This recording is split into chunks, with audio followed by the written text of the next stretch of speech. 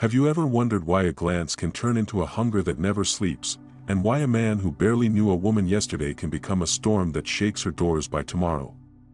Some call it chemistry. Some call it fate. Jung would call it a possession, a dream walking in daylight, a projection looking for a home. This is not a fairy tale, and yet it behaves like one. A man sees a woman, and an entire forgotten kingdom wakes up in his eyes. He tries to crown her, not because he knows her, but because he needs a queen for the throne inside his chest. He does not see a person, not yet. He sees a mirror, a lighthouse, a cure for the ache he never learned to name. He sees his own lost treasure wrapped in her skin. In the old language of the psyche, this is called projection. It is not an insult. It is more like a weather pattern.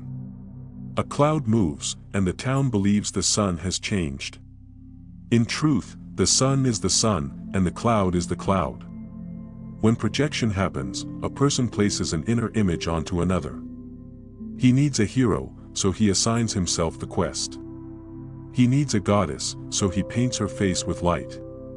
He needs a mother he never had, so he asks a lover to mother the frightened boy inside his bones. Under this spell, obsession feels like love, and control looks like care. But love does not chain. Love does not crush. Love does not demand a constant proof that can never be enough. Watch how it begins. A woman walks into a room, simple and human, carrying a soft history and a deep sea of quiet. A man across the room inhales, and something ancient in him rises like a tide. He imagines a forever that the moment never promised. He builds a world in seconds and puts her at the center, like a bright sun to orbit around. He is waving at his own inner sky, but he thinks he is calling to her. This is the core of the trance. He thinks his feeling is about her, but his feeling is about his missing piece. Anima, Jung called it, the inner feminine in a man that longs for wholeness. When anima wakes up in a man who avoids his own depths, he aims that longing toward a woman and confuses the woman with the water itself. He kneels to a reflection and thinks he is praying to a god. Obsession grows when a person tries to keep a dream from disappearing. It becomes strong when the ego refuses to be humble.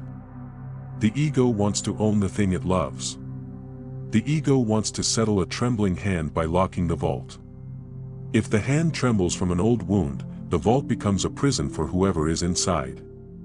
This is how flattery becomes pressure, how romance becomes surveillance, how attention becomes a net. He circles. He calls. He doubles back. He studies her patterns like a map to buried gold. He says it is because she is special, because he has never felt this way, because the universe has spoken.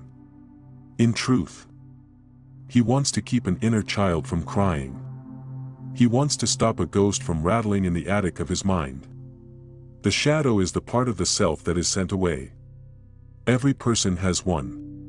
When people do not know their shadow, they try to solve it through another person. The shadow is full of disowned power and disowned fear, uncried tears and unspoken needs. The shadow holds jealousy like a sharp shard. The shadow holds shame like a burning coal. And when shame becomes too hot, control comes running with a bucket, but the bucket leaks. Obsession is a leaky bucket. The more it pours, the more it needs to pour. The more it grasps, the more it loses. The more it clings, the more it fears. In the old stories, a man goes into the forest to face a dragon. Dragon is only a fancy word for fear. Sometimes the dragon looks like envy, sometimes like rage, sometimes like the memory of being left alone in a quiet room. When the man refuses the forest, he drags the dragon into the village and asks a woman to carry it. He says, "Be my forest. Be my battle. Be my proof that I will not be left." He calls often. He needs updates. He measures the day by response times and reads silence like a threat. The village begins to smell like smoke. She becomes tired, because no one can be a forest for two people. No one can be a battle for someone else's dragon. This speaks to what happens in the body. The nervous system craves what it knows. If a person learned love through chaos, the heartbeat mistakes chaos for love. The old pattern returns like a song that can't be forgotten. A push will invite a pull. A chase will invite a run. The dance can go on for years if no one turns off the music. The body will become the stage for an old family dream. Prove you love me by letting me control you. Prove you love me by never asking me to calm down. It is not a good dream, but a dream does not know good or bad. A dream only knows its own edges. A woman's worth is not a prize that a man earns by breaking himself. Her worth is not a prize at all. It is air and sunlight. It is what the soul is born with. Yet if a woman was trained to doubt her own value, a man's intense focus can feel like medicine. She might think, if this storm needs me, I must be important. If he cannot stop staring at me, I must be beautiful. It is not sin to enjoy being seen. It is human. But three things are not the same: being seen, being used as a mirror, and being truly met. Being seen is gentle. Being mirrored is flattering but hollow. Being met is quiet and steady and not in a rush. The test is time. The test is respect. The test is what happens when the answer is no. No is holy. No is a door that protects peace.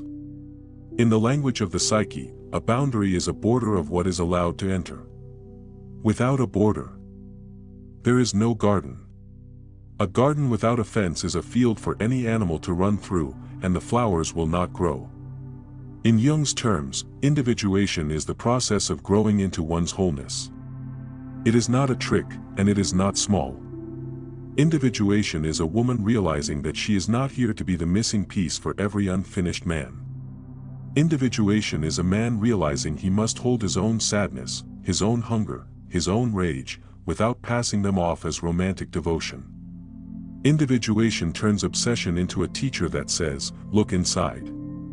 But obsession will not be a teacher if it is rewarded with compliance. Obsession calms down when met with truth and does not calm down when fed with sugar. You are not obliged to satisfy the storm that another person carries. You are allowed to be kind without becoming a caretaker. You are allowed to be warm without becoming a heater that runs all night. You are allowed to step back from a gaze that feels like a cage. You are allowed to say, "I am not your cure. I am not your mother. I am not your mirror. I am a human being." This is not cruelty. This is stewardship of one's life. The Stoics taught that the only thing a person truly governs is their own judgment and their own actions. You do not govern another person's mind. You do not govern another person's fantasies. You do not govern another person's healing.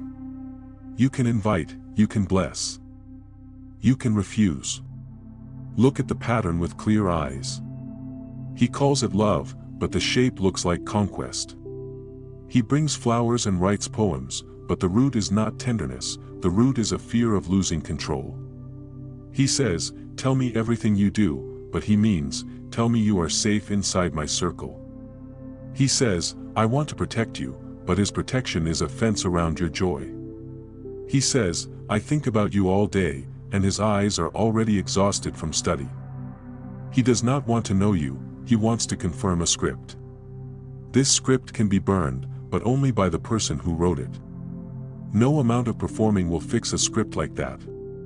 Only ownership will. Across the world, 1,000 little scenes repeat. A woman sits at her kitchen table, a phone buzzing with messages that swing from worship to worry to warning. Where are you? Why didn't you answer? You must be with someone else. This is not love. It is panic wearing perfume. It is an inner boy running through a house with empty halls, shouting through old walls that never gave back sound. He hears his own echo and mistakes it for proof. He points to your silence and says, "See? I'm right to be afraid." He is not right. He is raw. Rawness can be tended. It cannot be cured by catching another person in a trap. If this hunger becomes harm or threat, safety stands above all. The body knows it before the mind does. The spine tightens. The stomach twists. The room feels smaller. Listen. When a pattern crosses into control, a woman owes nothing but distance and protection. Doors can close.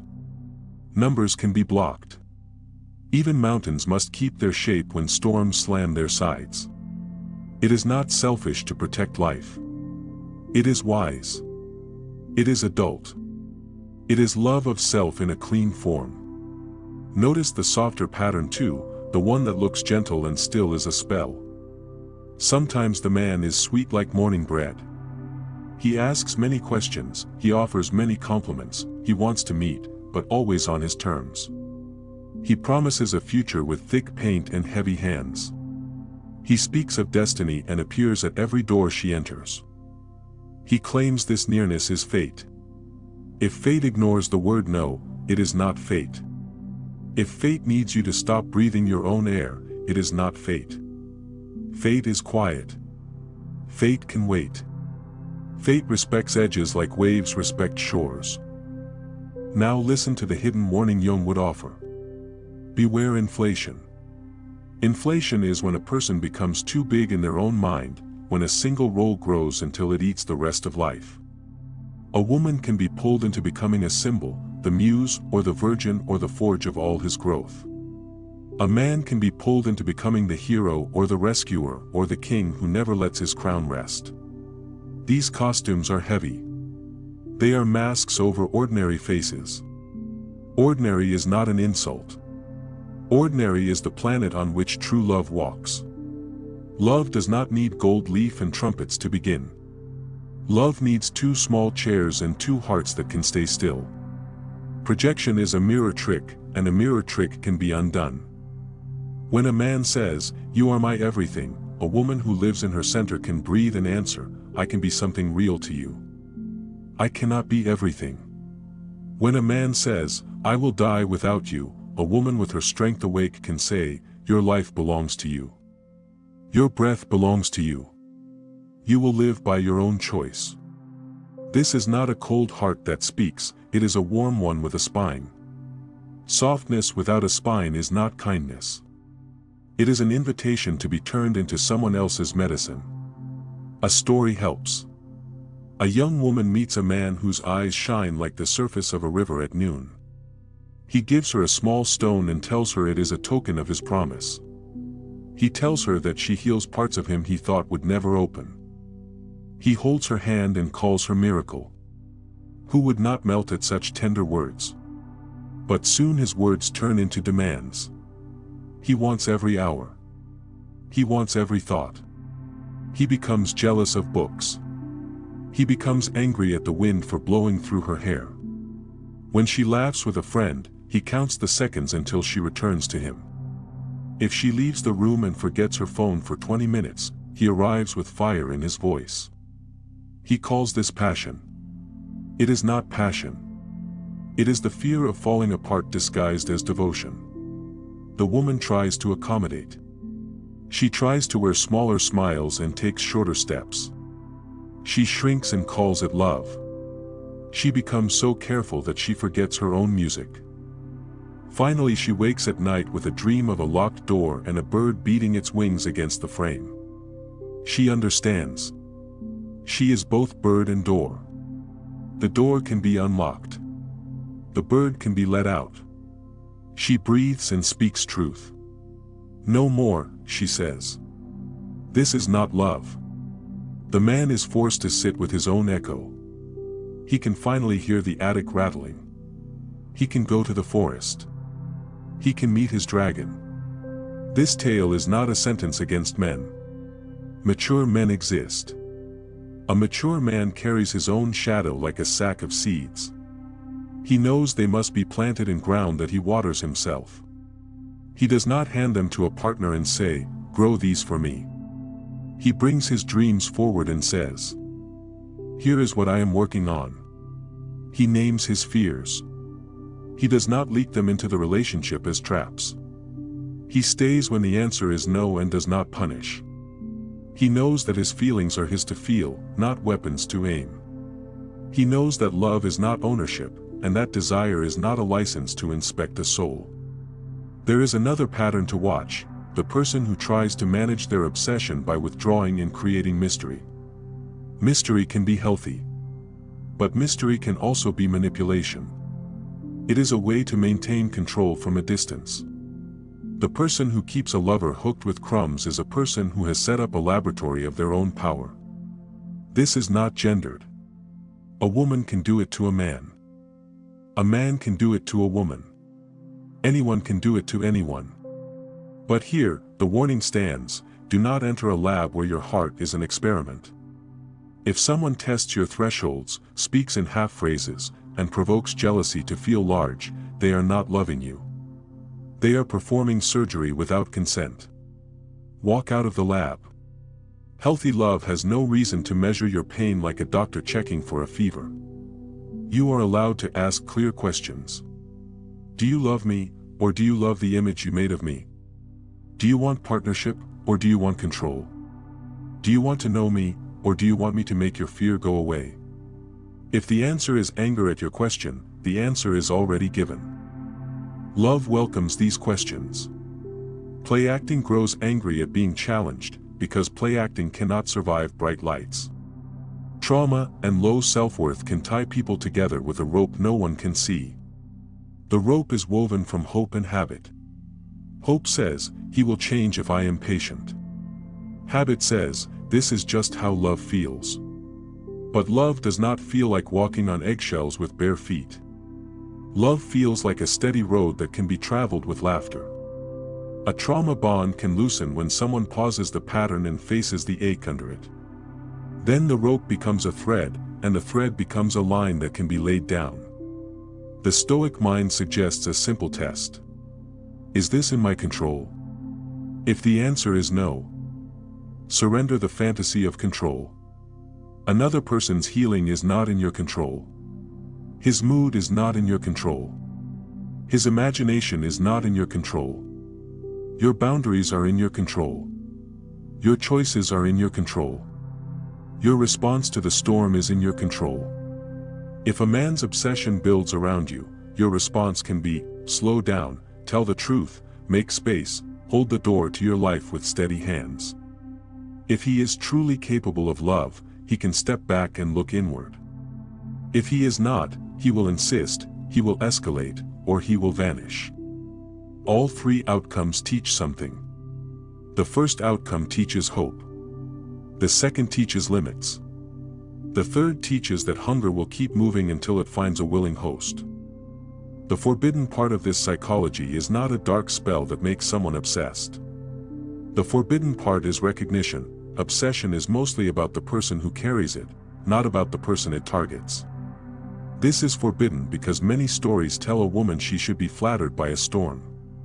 Many songs teach that being necessary to his sanity is the proof of worth. But sanity is not a gift a lover can provide indefinitely. Sanity is a home people build alone, with bricks of truth and mortar of self-respect. If a woman tries to live in a house that a man refused to build, both will shiver through the night. Imagine the archetypes as characters in a village. The hunter sees the muse and forgets to hunt real food. The king sees the queen and thinks she belongs in a gilded room that only he can unlock. The poet builds a tower of words and climbs it to reach a moon that can never be grasped. The orphan looks at the woman and begs, "Don't leave," before she has even arrived. None of them are evil. They are simply unfinished. The village can become a place of growth if each archetype sits at a fire and learns its own language. The hunter learns to bring bread and not chase. The king learns to serve before he rules. The poet learns to include silence. The orphan learns that leaving and being left are not the same, and that staying cannot be demanded. You are not responsible for teaching a grown person to speak their own language. You can model it. You can speak yours with clarity. I like you and this is too much can live side by side. You are beautiful and you do not own me can stand in the same sentence like two trees that share ground but do not entangle roots. Simplicity is sacred. Short sentences are golden when storms blow. Stop. No. Yes, later. Not like this. The ego loves long speeches because long speeches hide. Truth needs few words. Jung would warn you about another trap, identifying with the image placed upon you. If someone calls you a goddess long enough, the ego might start to float. The ground disappears, and with it, common sense. The goddess grows tired because gods never sleep. The goddess grows resentful because no one can hold that much light. The healing turn is to step down from the altar and into a pair of shoes. Shining can become living. Being sacred can become ordinary goodness. True power returns when costume falls. A woman is strongest when she is most human. Not perfect. Not invincible. Whole and honest, with edges that do not blur when touched. There is a season for silence. When a man's hunger pulls at your sleeve, silence can be an answer. Not a punishing silence, not a strategy, but a restful silence that shows you are not a toy. Silence gives space for his projection to withdraw or dissolve. If the projection remains hungry and grows teeth, words will not feed it. Only limits will. Silence is not a game. Silence is a boundary wrapped in air. Children understand these truths if told simply. A boy writes a girl's name 100 times because his heart is loud. But if the girl says no and the boy keeps following, the teacher will take his hand and say, "We do not chase people who do not want to be chased." Simple law. Simple care. Adults forget because they think their feelings are bigger than the law. No feeling is bigger than respect.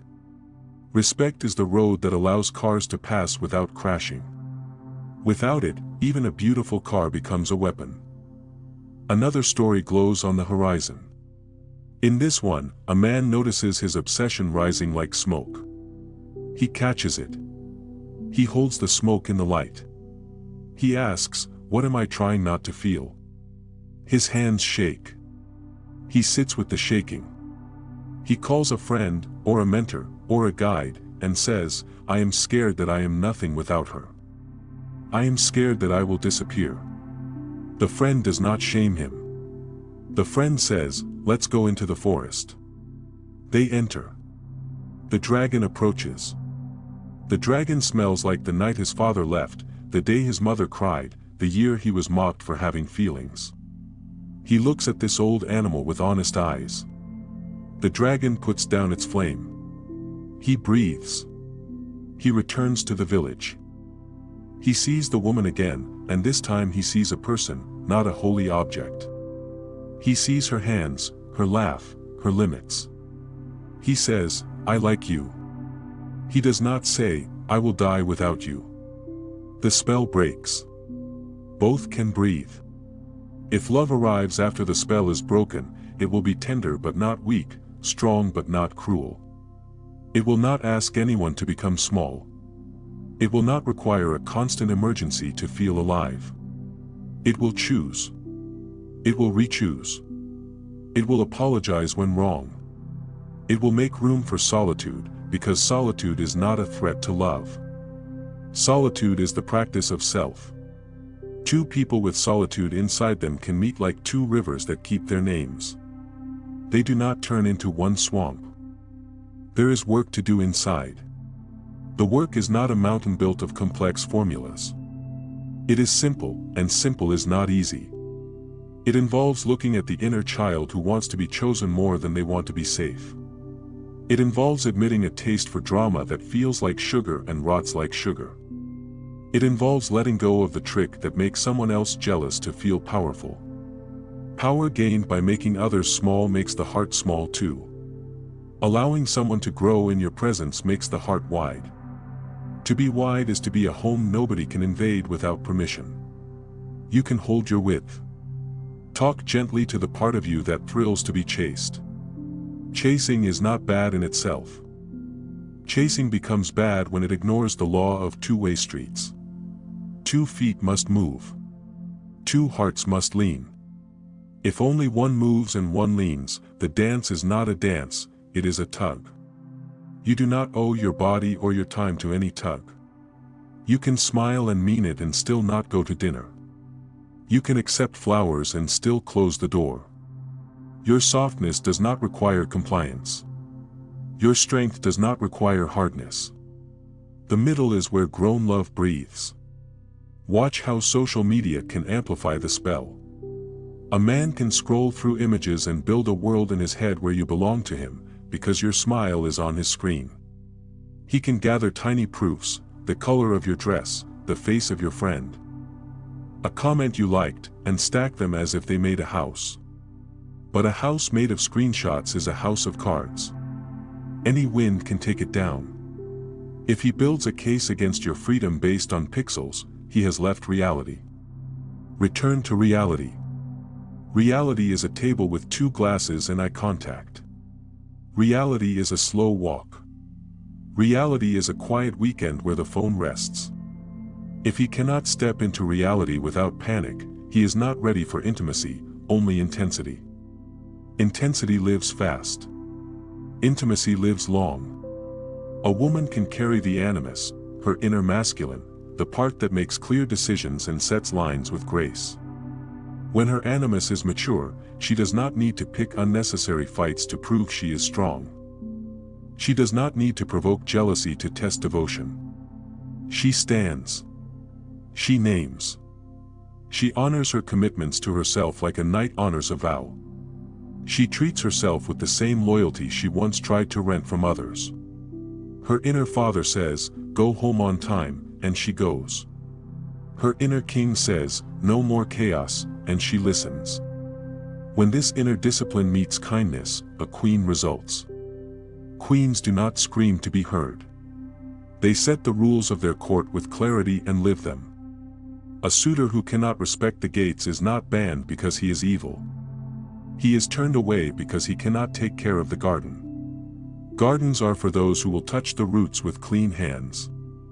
This is how magnetism changes. When a woman belongs to herself, obsession cannot easily hook to her. An obsessed person looks for gaps to pour into. Her gaps are held by her. Her fears are fed by her. She sits with her loneliness like a friend she knows by name. She does not bolt from a quiet house to chase noise. Noise feels like life, but it is often just proof that silence hasn't been trained yet. She trains her silence. She finds the music within it. She finds the river underneath her ribs and learns its shore. You can practice the lines that free you. I'm not available for this energy. I don't move at this speed. My no is final. This conversation will continue when we are calm.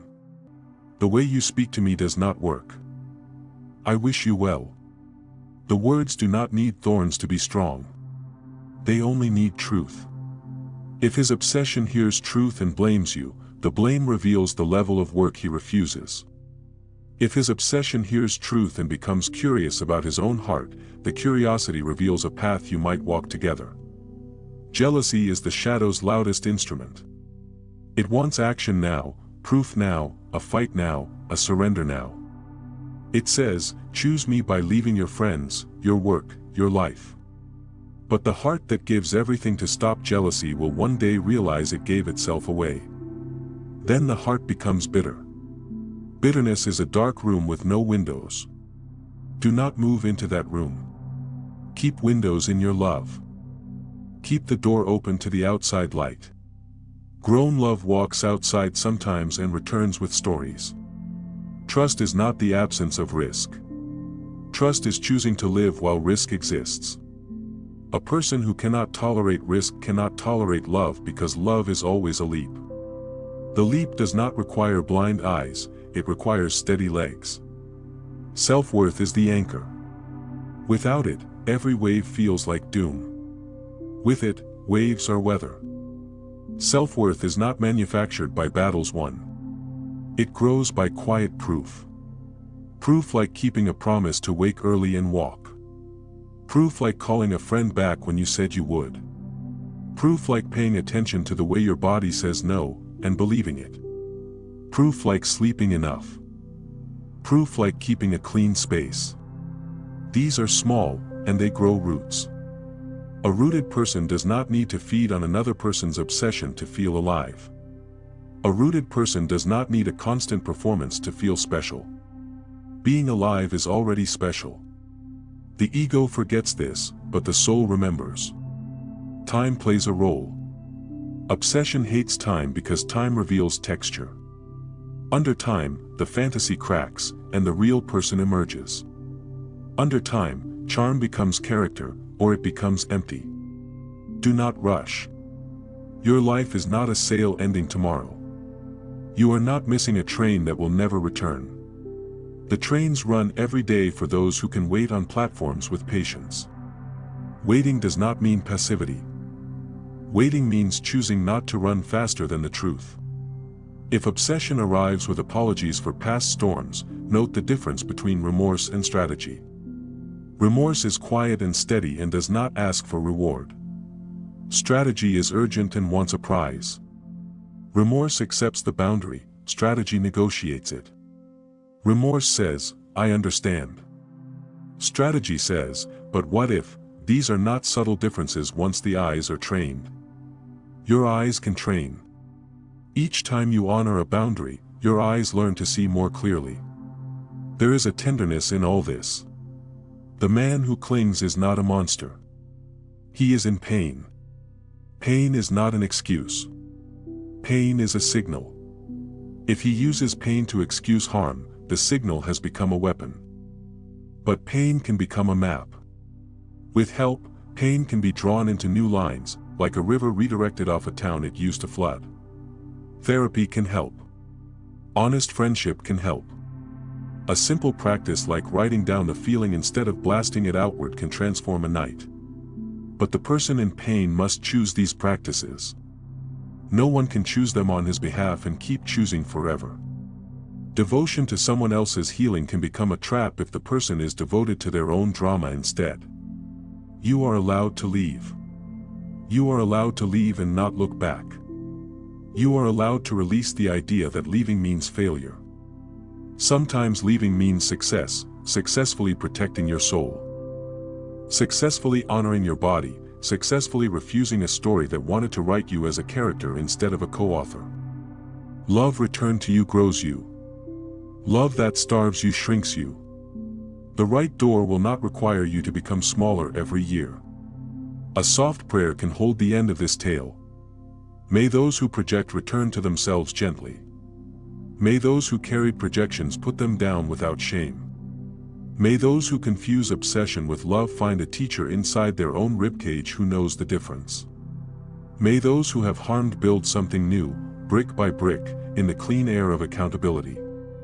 And may those who have been harmed find safety so complete that the past becomes a page in a book they can close and place on a shelf.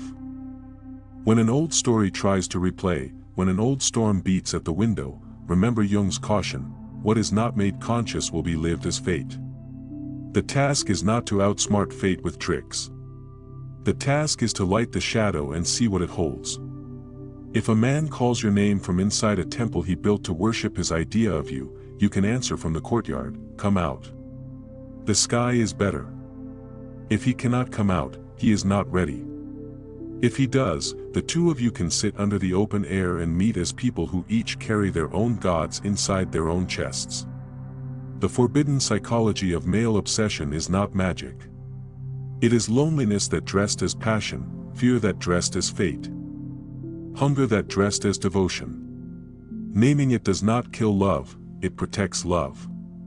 It protects the kind of love that lets both partners keep their souls.